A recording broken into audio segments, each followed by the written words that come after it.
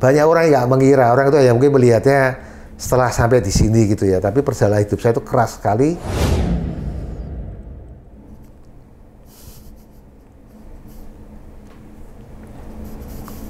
Nah, Anda lihat ya, luka batin itu bisa sembuh, bisa bisa diabaikan, tapi tidak bisa dilupakan gitu loh. Ya, emosi begini kan akhirnya masih muncul.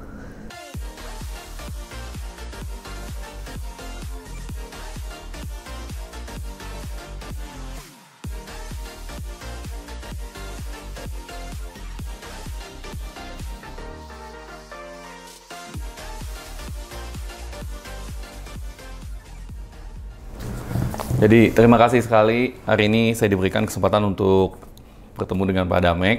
Pak Damek seseorang tokoh yang buat saya sangat inspiring, dan terutama di masa pandemi ini, sungguh dari hati yang paling dalam Pak Damek, terima kasih Pak. Ya, sama-sama, my pleasure. Dan sama-sama, terima kasih. Dan hari ini saya pengen banyak hal-hal yang saya ingin tanyakan kepada Pak Damek. Bapak lahir sebagai bungsu dari 11 bersaudara dengan nama pemberian orang tua, Sudamek Agung Waswodo Sunyoto. Boleh diceritakan sejarah di balik nama yang unik dan langka ini, Pak? Iya, jadi saya waktu kecil itu dari sejak umur 3 bulan diberi nama Sudamek. Sudamek itu bahasa Pali, Su dengan Dhamma sebetulnya, tapi dibacanya Sudama, ada tambahan huruf K, Sudamek gitu ya. Nah, kalau dalam bahasa Sanskerta itu padanannya adalah Sudharma. Jadi Pak Darmo itu dengan Pak Damek itu sama sebetulnya. Tetapi karena di Indonesia itu yang lazim bahasa Sanskerta, maka jarang atau memang tidak ada orang yang menggunakan nama Damek, itu nggak ada di Indonesia. Setahu saya sampai hari ini ya, saya 64 tahun, saya belum pernah ketemu ada orang yang namanya kebetulan sama. Nah, dari sejak umur 3 bulan itu.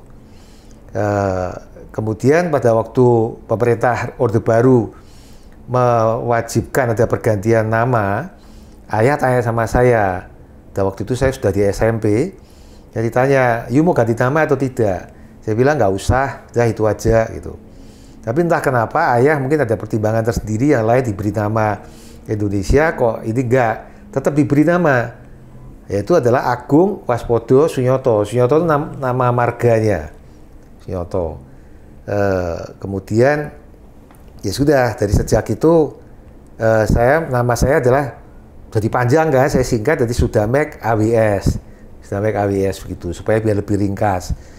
Nah, saya sendiri baru tahu nama kelahiran saya itu sejak saya lulus SMP. Pada waktu masuk SMA saya baru tahu nama asli saya, nama Tionghoa saya itu saya baru tahu. Nah, di situ riwayatnya adalah seperti itu gitu. Tetapi kemudian saya baru menyadari bahwa ayah itu kan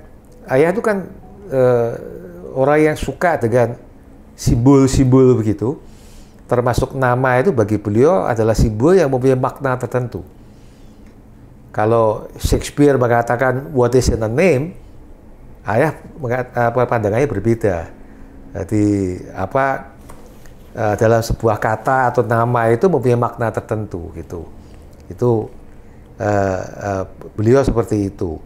Belakangan saya baru akhirnya menyadari Sudamek Agung Waswodo Sunyoto itu saya maknai.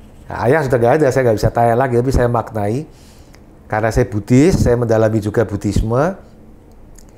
Saya lebih mengenali istilah-istilah tersebut, utama itu kan dari bahasa Sanskerta ya, dan kombinasi dengan bahasa Pali, Sudamek yaitu Agung Waswodo Sunyoto itu banyak berasal dari bahasa Sanskertanya.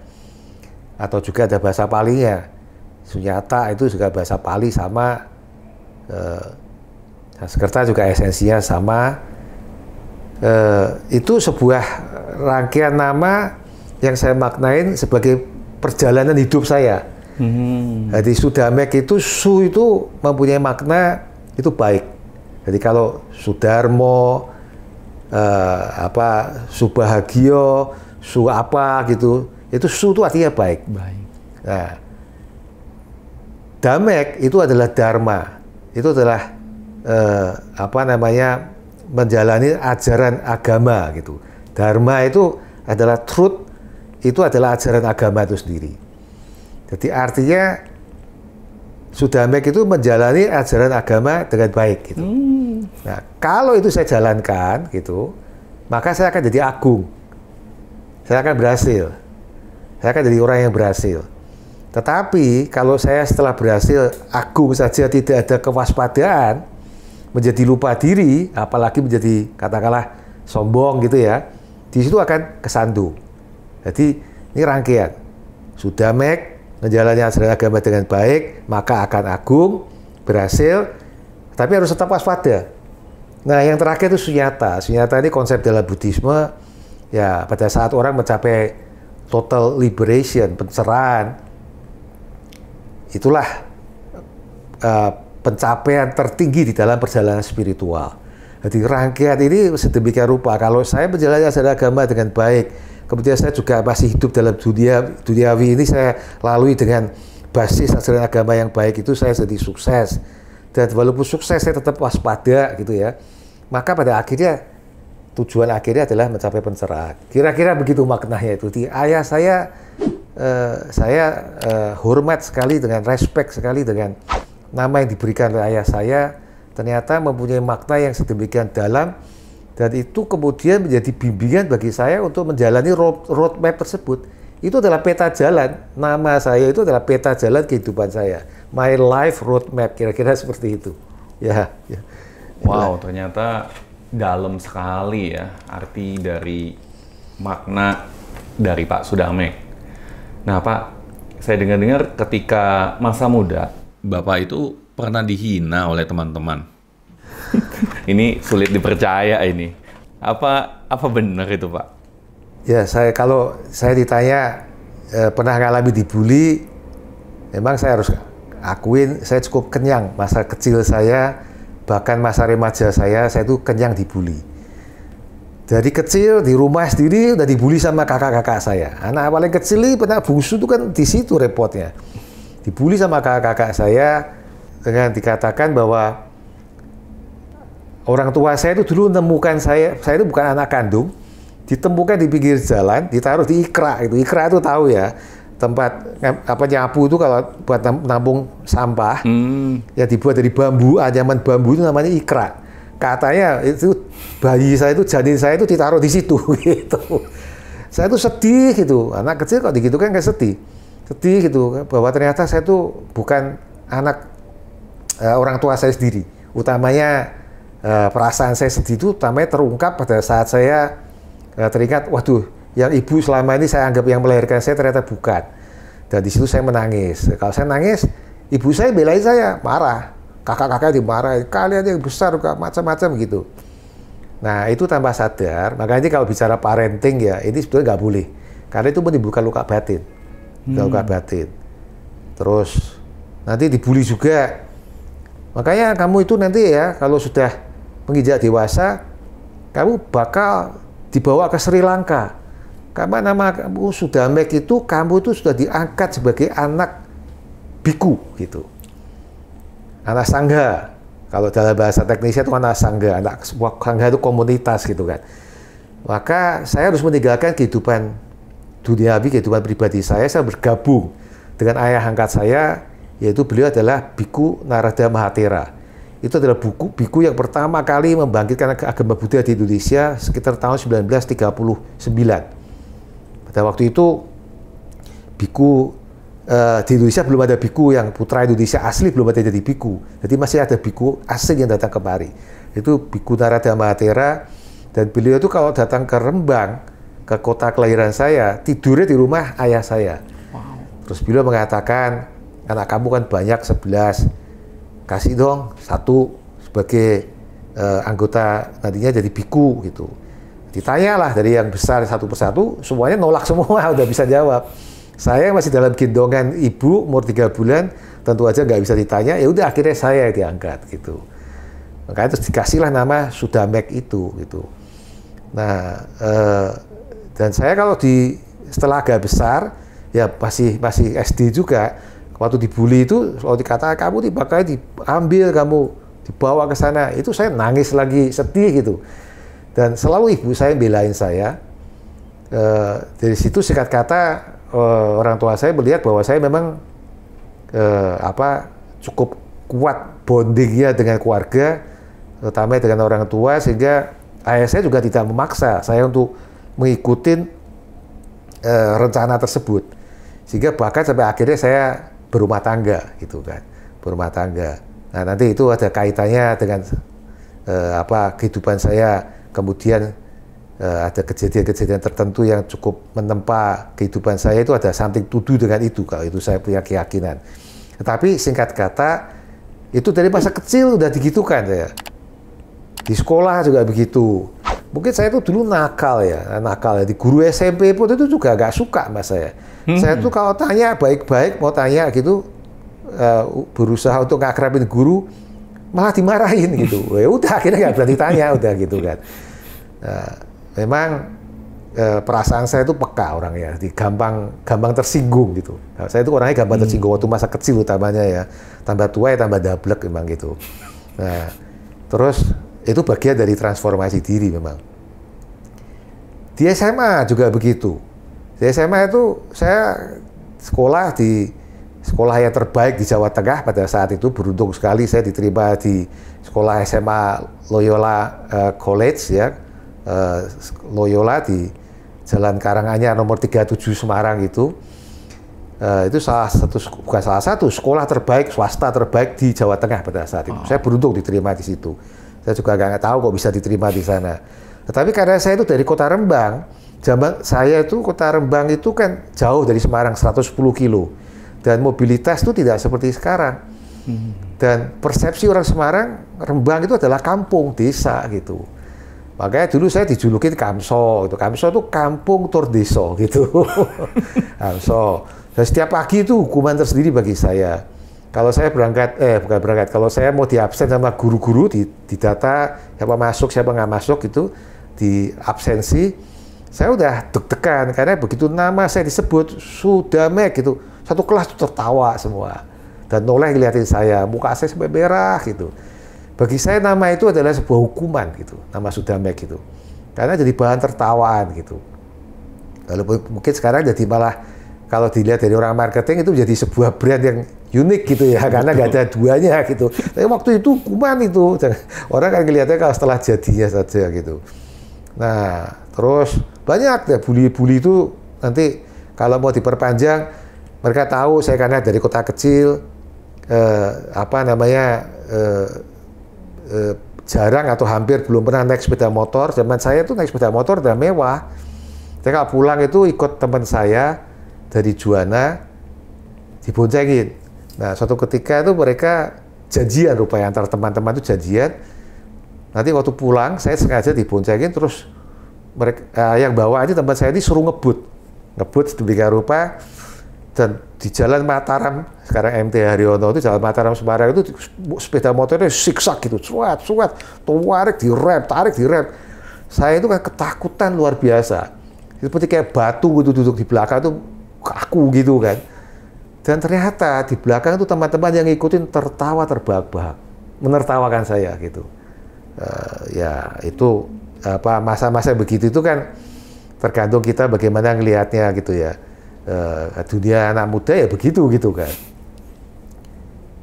Udah banyak, apalagi nama lah yang masa kecil, remaja, sampai pernah ketika itu di indekos ada satu teman yang kebetulan dengan saya baik, kita satu kos, saya satu kos dengan dia, dan dia satu kos, kakaknya juga di kos yang sama. Entah kenapa kakaknya kalau sama saya itu nggak suka gitu. Mungkin karena saya itu orang Rembang itu kan kota nelayan ya, kalau bicara itu suaranya kencang gitu. Zaman saya masih muda, kalau bicara kencang sekali suara saya. Dan saya tidak sadar bahwa suara saya menggelegar kencang gitu. Itu bisa jadi karena faktor itu suatu ketika mengganggu tidurnya kakak dari teman saya ini, jadi dia nggak suka dengan saya gitu. Nah, semua ada sebabnya ya. Kalau dalam Buddhisme itu kan dikatakan sesuatu itu muncul karena ada sebabnya, hubungan sebab akibat. sederhananya orang mengatakan itulah hukum karma gitu. Nah, suatu ketika saya pergi dengan teman saya ini, dia orang yang sangat mampu, ukuran pada waktu itu sangat mampu, sepeda motornya pun CC-nya CC yang besar. Saya pergi diboncengin, pulang itu kembali ke kos, kakaknya udah berdiri di depan garasi dengan berkacak pinggang gitu. Dia tanya sama adiknya, kalau bahasa Jawa bilang tekon dikon, kon tekon di gitu. Ya, kamu dari mana gitu. Terus adiknya ya berusaha menginter, enggak kok gini-gini. Dan dia sempat nyeletuk, nggak usah pergi sama orang kiri gitu. Begitu kan, saya marah sampai akhirnya sudah hampir berantem dan dipisah gitu. Dan saya dengan polosnya pada waktu liburan, saya cerita dengan ibu saya gitu. Dengan polosnya masih baru umur 16 tahun. Ternyata ibu saya terpukul sekali.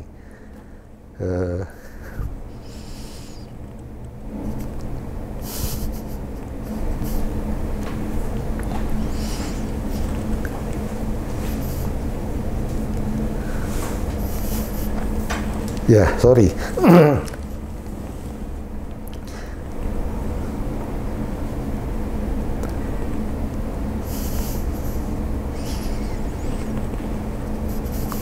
Ya, Anda lihat ya, luka batin itu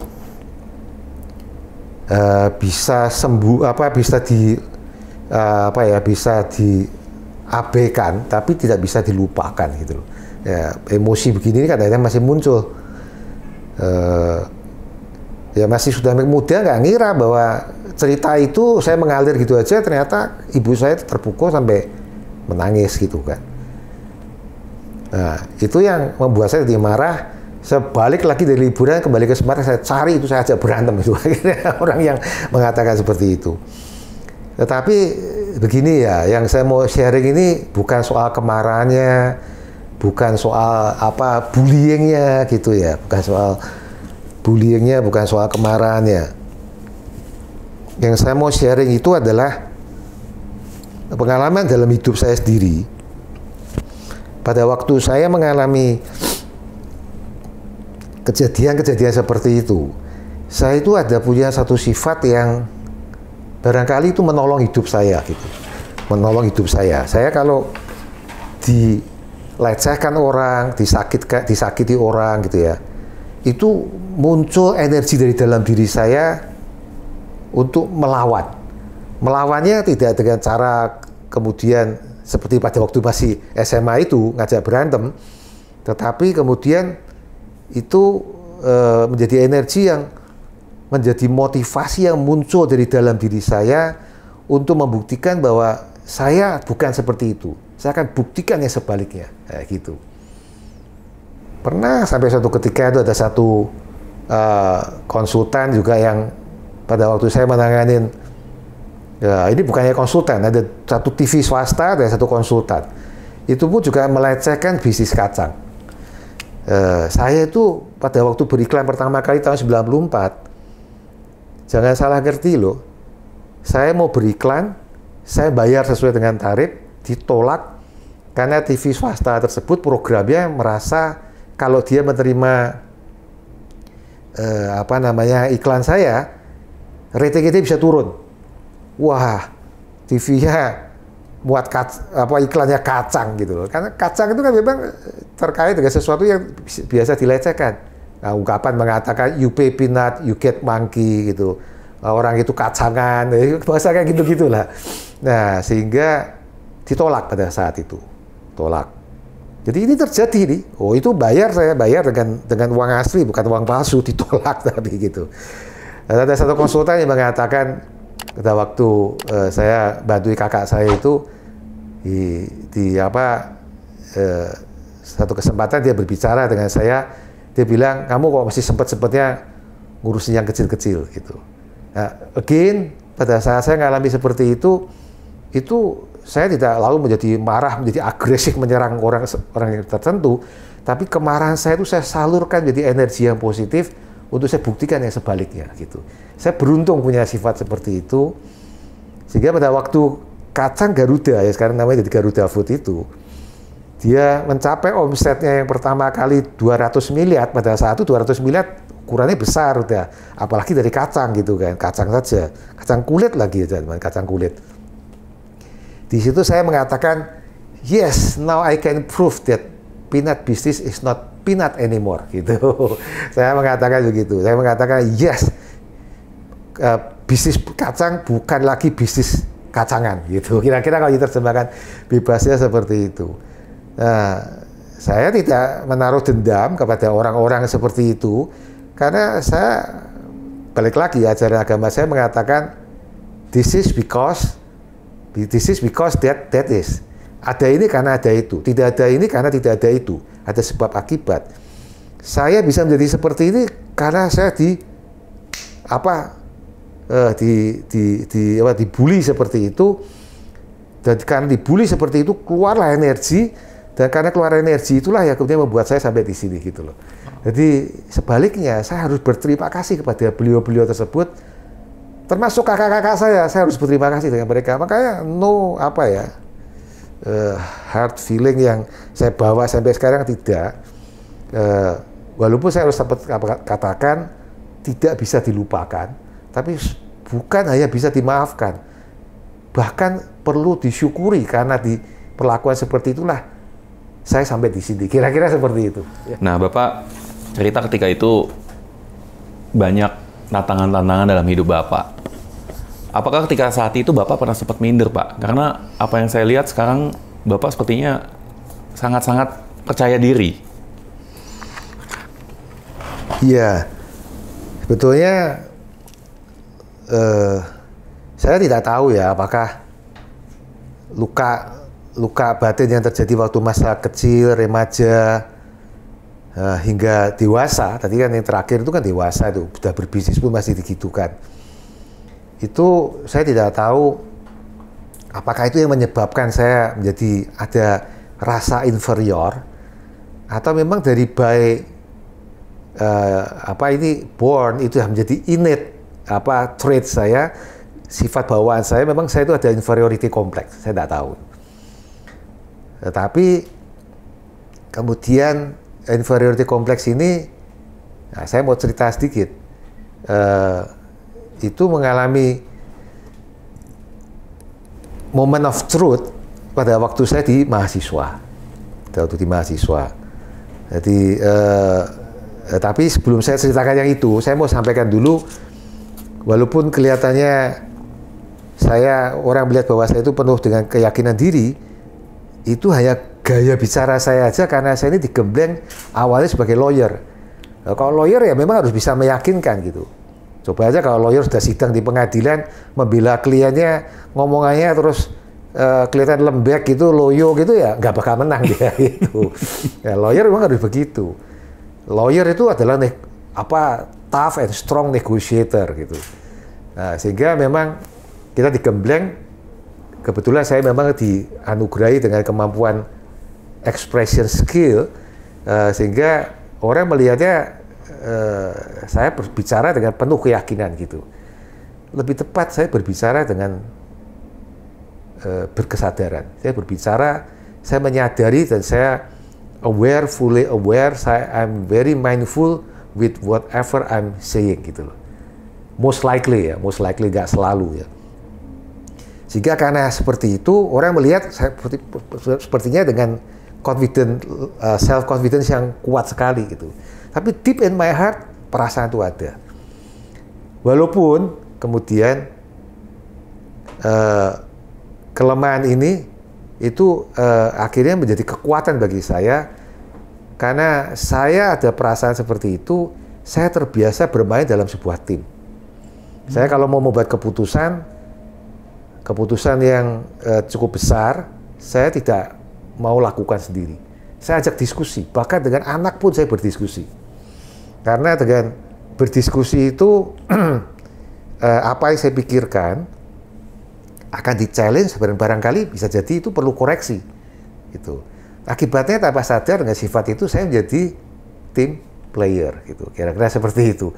Jadi weakness kita bisa rubah menjadi sebuah strength gitu ya, kekuatan dalam contoh seperti ini gitu. Nah, sifat atau kelemahan ini itu saya mengalami titik balik ya pada waktu saya di mahasiswa di alma mater saya di Universitas Kristen Satyawacana Salatiga. Saya waktu itu masih di Fakultas Ekonomi, belum merangkap di Fakultas Hukum, masih di tingkat 2 saya kalau nggak salah ingat tahun 76. Saya belum merangkap, saya merangkap di tahun 78, Fakultas Ekonomi dan Fakultas Hukumnya. Saya ikut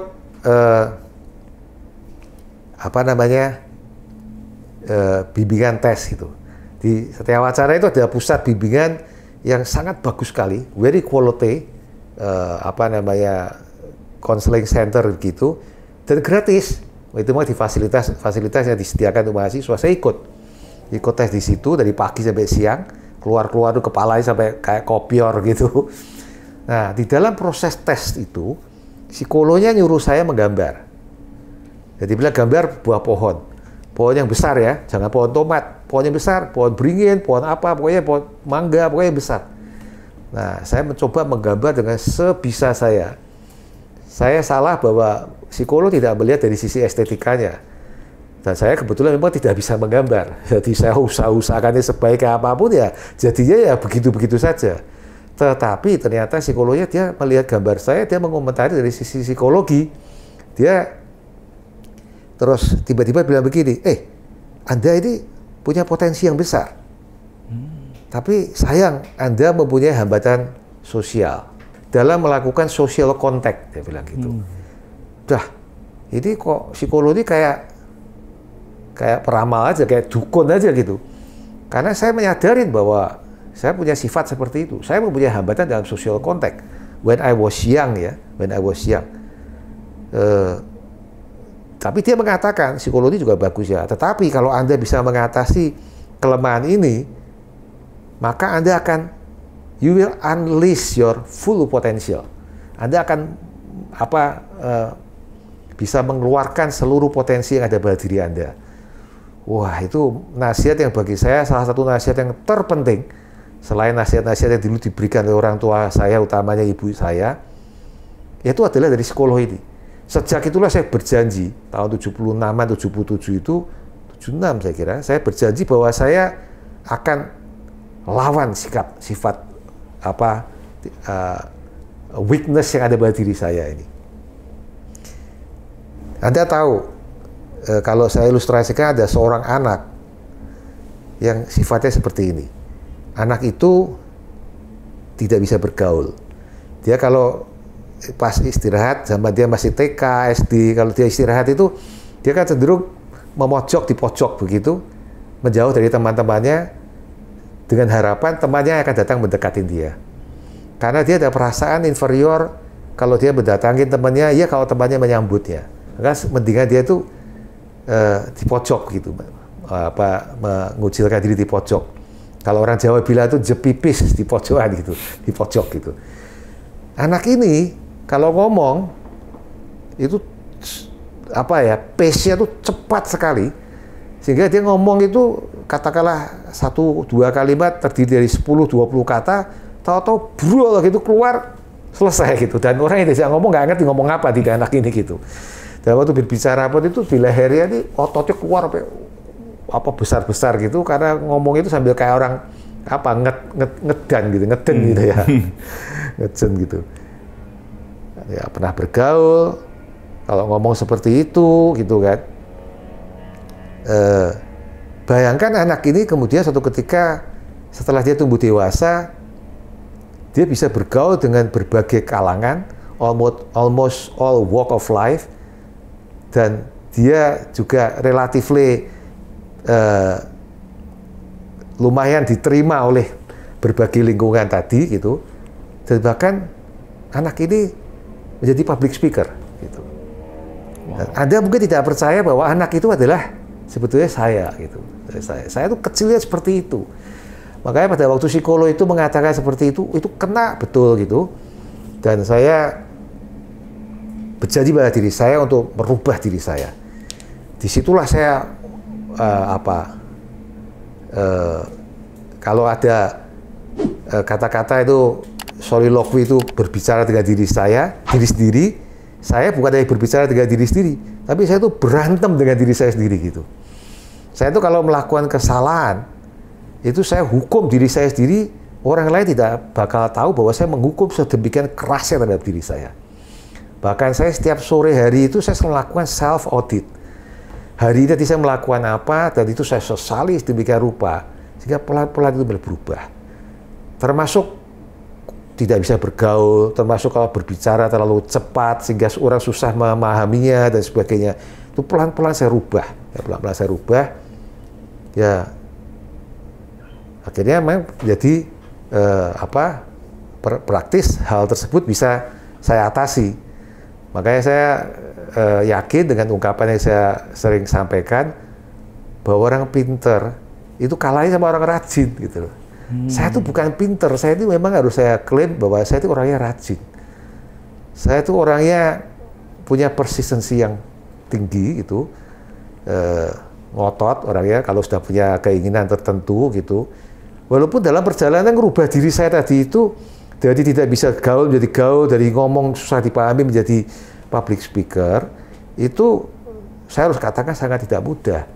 Misalnya saya ini kan ayam kampung ya, lulusan dalam negeri, nggak pernah sekolah ngambil gelar di luar negeri ya. Kalau pendidikan yang short course itu ada gitu. Saya belajar bahasa Inggris juga belajar sendiri dengan kamus yang saya miliki, 2 kamus Indonesia Inggris dengan Inggris Indonesia. Yang kamus Indonesia Inggrisnya itu adalah Hasan Sadli itu yang warnanya coklat. Jadi sampai sekarang kamus itu masih di kantor saya. Itu guru saya dalam bahasa Inggris itu. Yang kalau anak saya ingat itu tuh ketawa dia gitu ngeliat saya. Kalau utamanya kalau saya mengucapkan bahasa Inggris dengan pronunciation yang kurang pas, itu dia ketawa, ini akibatnya kalau jebolan dari belajar sendiri gitu, digodain gitu. Tapi saya udah terbiasa dari kecil dibully begitu, digitukan saya menjadi dorongan semangat, saya perbaiki bisa-bisa saya. Nah, dalam pergaulan itu, misalnya saya bergaul dengan banker gitu, mereka kan pakai bahasa Inggris kalau banker itu.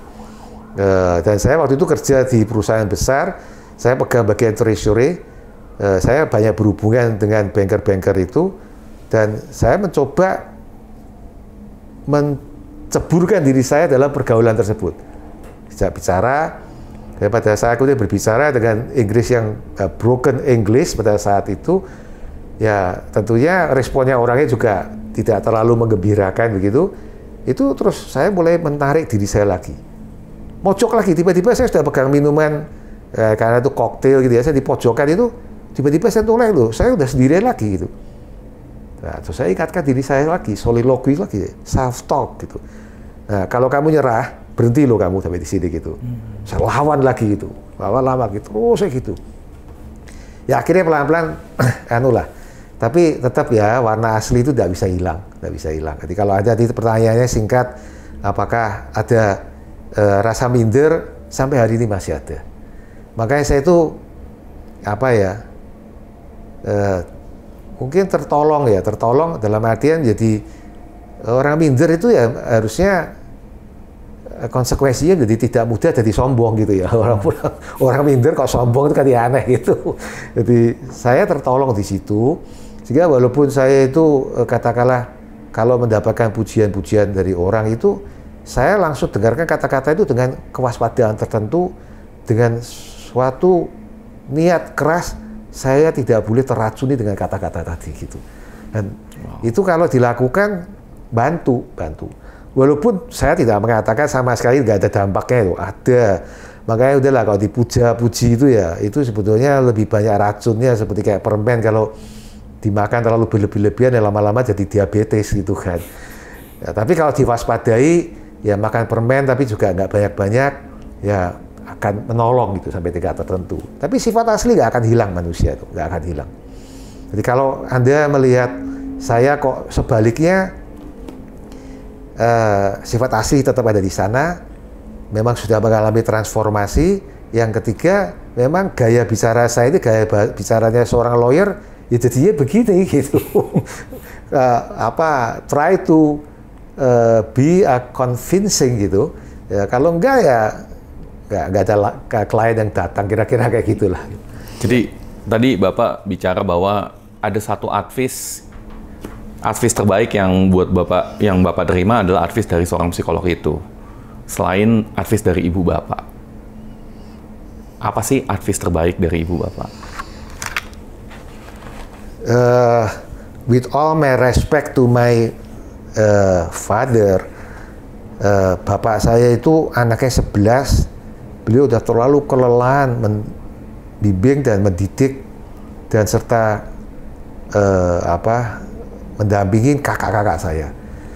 Sehingga praktis saya itu menjadi anak didik dari ibu saya. Anak ragil, anak bungsu ya begitu konsekuensinya. Nah, ibu saya itu hanya lulusan SD, kelas 3 SD dia. Hanya lulusan kelas 3 SD. Tetapi beliau itu di mata saya adalah seorang ibu yang visioner. Saya belajar banyak dari beliau. Satu, misalnya beliau mengatakan dengan bahasa Jawa ini, kalau di Indonesia kan jadi orang greget gitu ya. Beliau mengatakan gembol ilmu iku rak ganjel. Ngantongin ilmu itu tidak ganjel. Kalau saya ngantongin ini ya, masker begini ya, ini kan ganjel saya masukin kantong. Tapi kalau ilmu itu enggak.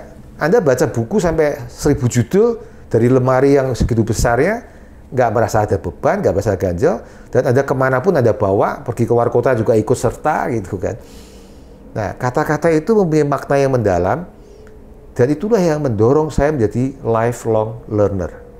Ajaran ibu itu yang membuat saya menjadi pembelajar seumur hidup gitu. Kedua, beliau bilang gini, karena satu ketika dia ngelihat kakak perempuan saya sedang nyulam, kristik di zaman itu. Ibu saya komentar, wanita zaman kamu sekarang kok kerjaannya masih nyulam gitu. Bawa sana belajar bahasa Inggris gitu. Nah, ibu visioner, ibu tahu bahwa bahasa Inggris berarti penting sekali. Sekarang kan bahasa Inggris menjadi sesuatu yang biasa, tapi di zaman saya, generasi saya, itu yang profesional yang bisa bahasa Inggris dengan yang tidak, gajinya bisa 1:2 itu. Bisa 1:2. Dan kemudian juga dengan bisa bahasa Inggris, kita pergaulan kita juga bisa jadi internasional dan seterusnya gitu. Bahasa apalagi lingua franca itu tentunya sangat membantu sekali. Ibu mengingatkan seperti itu. Terus ketiga, ibu mengatakan begini, pakai bahasa Jawa lagi, beliau mengatakan, wong urip iku kudu lembah hati nih. Orang hidup itu harus rendah hatinya gitu. Bukan rendah diri ya, rendah hati. Biar disukain sama orang-orang. Nah, ibu itu mengajarkan seperti itu, lembah hati nih. Biar disukai orang-orang. Beliau mengatakan ini yang penting, bagus nih. Ya, ini banyak ya, tapi yang saya sampaikan beberapa saja. Ibu mengatakan begini, orang hidup itu harus pinter bolak-balik pikiran. Kalau kamu lagi ngadepi sesuatu, bolak-balik pikiran kamu itu. Inilah basis dari positif psikologi sebetulnya. Positif psikologi. Kalau psikolog Viktor Frankl itu menciptakan teori yang diberi nama logoterapi. Logo itu meaning, terapi itu pengobatan. Pengobatan dengan cara memaknai apa yang terjadi dalam hidup kita. Gampangannya gitu aja. Dan itu teori itu dia ciptakan dari pengalamannya dia pada waktu di kamp konsentrasi Nazi, di mana dia melihat sehari-hari kekejaman yang terjadi di depan mata, bahkan yang tidak disiksa pun akhirnya bisa menjadi gila karena melihat temannya disiksa sedemikian rupa. Sementara Viktor Frankl dia bahkan bisa menjadi seorang konselor, bahkan jenderal yang memimpin kamp penyiksaan tersebut suatu ketika konsultasi ke dia juga. Pada waktu istrinya meninggal, datang itu jenderal itu. Dia mengatakan, I am devastated, kira-kira gitu. Saya remuk dah. Gitu. Saya ditinggal istri saya nggak ada gairah untuk hidup lagi. Udah pokoknya ngoceh-ngoceh. Dia sebagai konselor, ya dengerin aja. Konselor itu kan begitu dia, reflecting gitu, didengerin gitu. Nah, kemudian dia akhirnya bertanya dengan satu pertanyaan. Yang mana yang lebih mencintai? Dia mengatakan begini, susah mengukur itu, saya sangat mencintai istri saya, tapi istri saya juga sangat mencintai saya. Terus ditanya, tapi kalau seandainya kamu yang meninggal duluan, apa yang terjadi terhadap istri Anda? Dia mengatakan dia akan lebih remuk, redap lagi. Ya sudah, kalau kamu mencintai istri Anda, dan Anda tahu bahwa kalau istri Anda akan jauh lebih tersiksa, lebih terpukul kalau Anda tinggalkan lebih duluan, berarti ini kan yang terbaik gitu. Langsung terdiam dia, jenderal tersebut. Dia manggut-manggut, dia mengucapkan terima kasih, dia keluar, sembuh itu. Nah, ini artinya apa? Stimulusnya sama, istri meninggal, semula datang itu dengan stres dan kesedihan yang luar biasa. Sudah bentuknya itu bukan kesedihan, kan orang sedih itu kan berjenjang gitu ya, bisa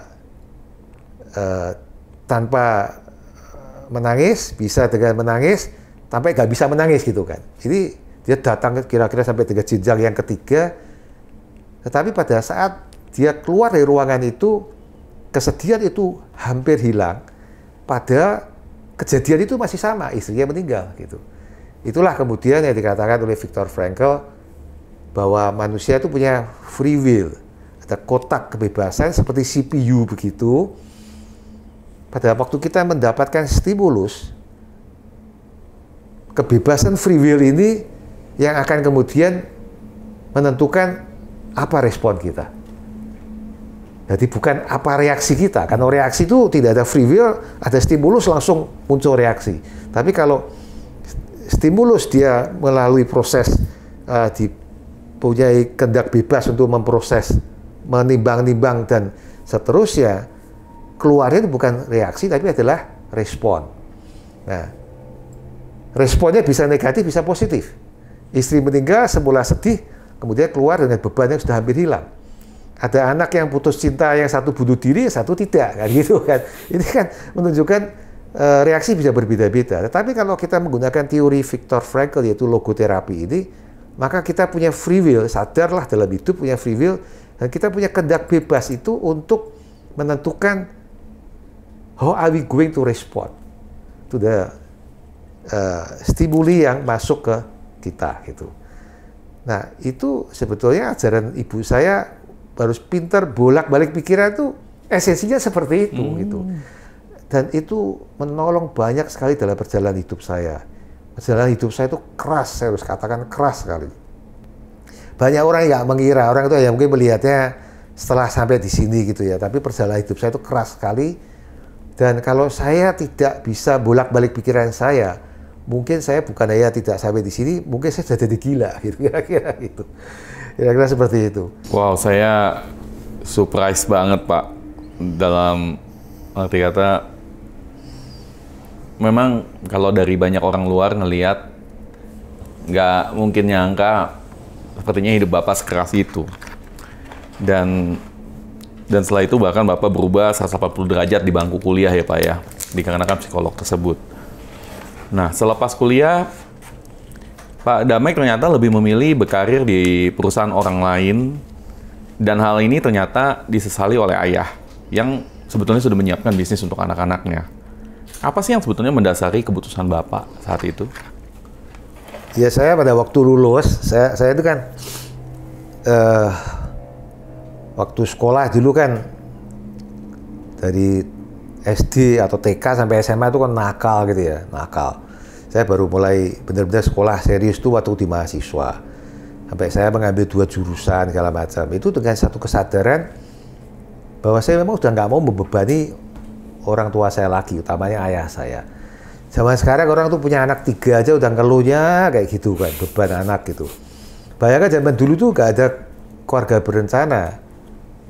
Itu istilahnya sampai sehabisnya telur ya istilahnya gitu kan ya. Selama telurnya masih ada ya terjadi pembuahan ya terus punya anak terus gitu. Kasihan orang tua zaman dulu tuh nggak pernah istirahat. Sampai kakak saya itu ada jaraknya cuma 11 bulan dengan saudaranya yang sebelumnya. Itu artinya ibu saya itu hampir sepanjang hidupnya itu dihabiskan untuk hamil dan melahirkan gitu. Ayah saya kemudian untuk membesarkan dan mencari nafkah untuk menghidupin anak-anaknya, 11 anak. Nah, saya sudah sudah berhasil mencari pengetahuan yang harusnya bisa saya jadikan bekal untuk menghidupi diri saya sendiri dan keluarga saya. Saya tidak mau lagi membebani ayah saya. Gitu. Sederhana aja pikiran saya. Ya masih muda, memikirnya masih sesuatu yang sektoral begitu, tidak holistik.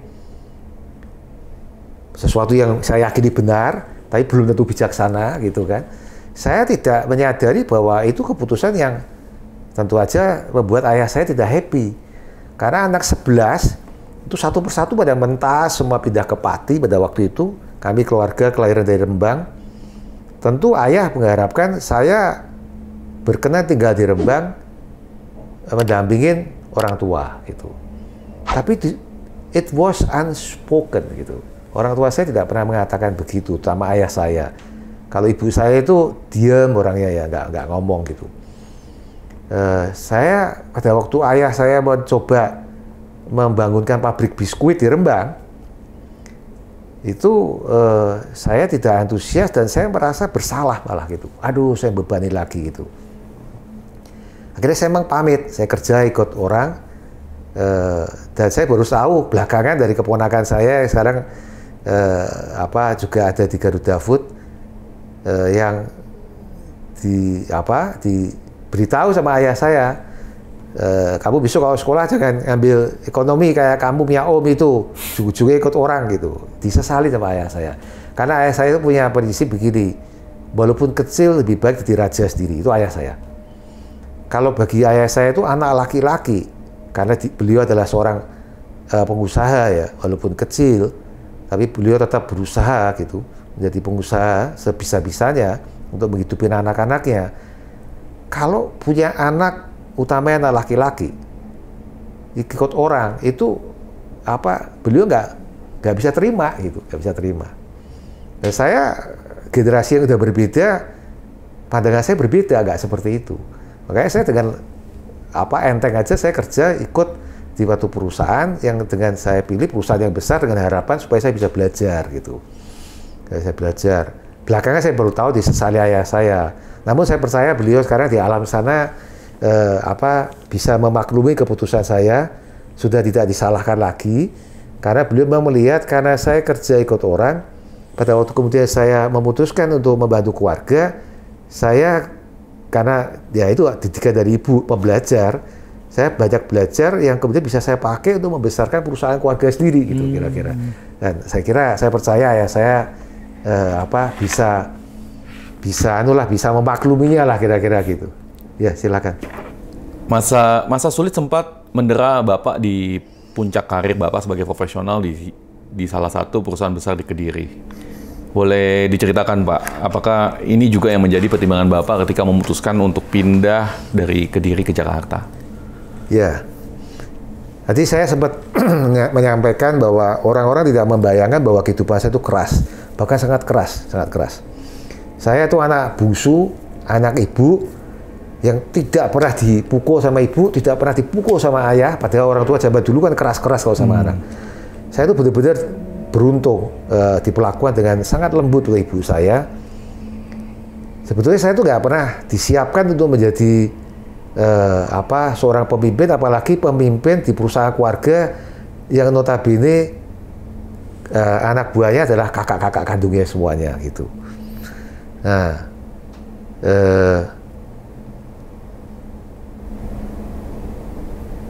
tapi perjalanan hidup saya pada waktu saya kerja sebagai profesional pertama kali di sebuah perusahaan besar di Jawa Timur, saya di situ itu saya katakan itulah salah satu kawah condro di muka saya, tempat penggemblengan diri saya. Saya mengalami berbagai hal, pekerjaan saya ini orangnya punya kalau orang bilang itu enteng baunya gitu, gampang turun tangan gitu, sehingga dulu tempat saya itu sampai dijuluki tong sampah. Apa-apa kerjaan yang kira-kira nggak selesai dilempar ke tempat saya gitu. Tapi saya terima dengan senang hati aja dan saya kerjakan dengan sebaik-baiknya karena saya itu orangnya perfeksionis, Bang. Dan anak buah saya juga ikutin saya. Dia melihat saya penuh dengan energi, dia juga ikut energize, mereka ikut energize. Dan mereka juga ikut mengerjakan dengan senang hati. Tapi kemudian belakangan hari baru saya sadari dengan begitu saya belajar macam-macam. Orang itu kan mengembangkan kompetensi itu kan T-shape management begini ya.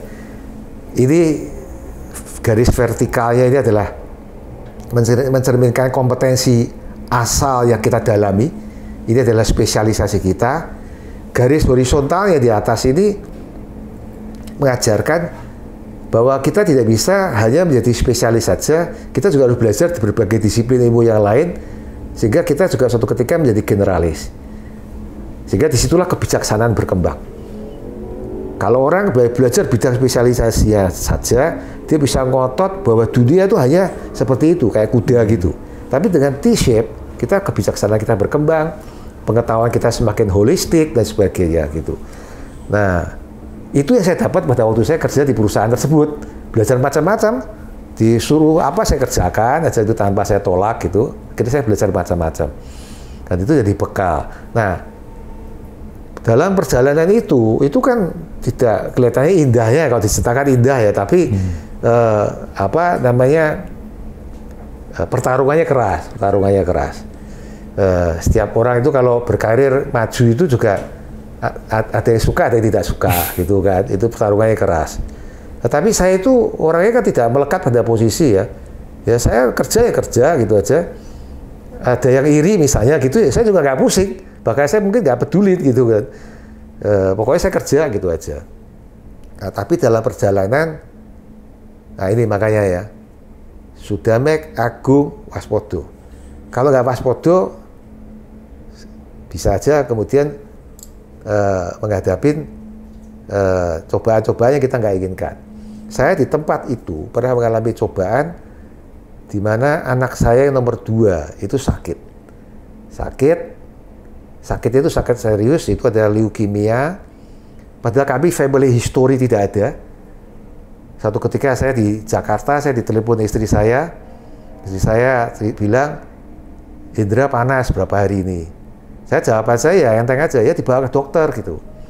Tapi setelah telepon saya taruh, saya mikir, istri saya itu nggak pernah telepon kalau ada anak sakit.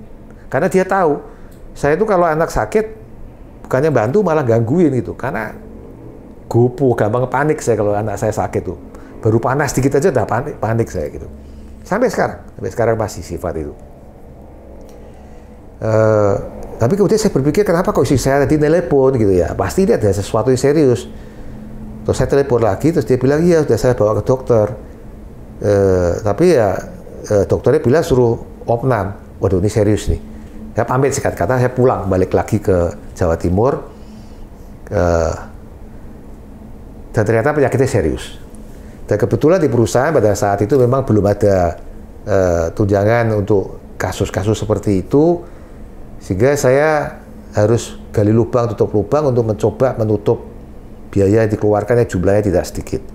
Dan karena jenis leukemianya adalah leukemia yang ganas, akhirnya dokter di Surabaya pada saat itu juga tidak sanggup, saya bawa ke Singapura. Nah, ini orangnya kan memang tidak mudah menyerah gitu ya. Saya bawa ke Singapura, saya nggak mikir deh biaya dari mana, pokoknya saya bawa ke Singapura. Dan singkat kata anak saya sakit itu selama 23 bulan. Jadi saya menderita itu selama 23 bulan. Dan 23 bulan itu 19 bulan itu keluar masuk rumah sakit. 19 bulan di rumah sakit, 4 bulannya itu ya keluar masuknya itu di luar rumah sakit.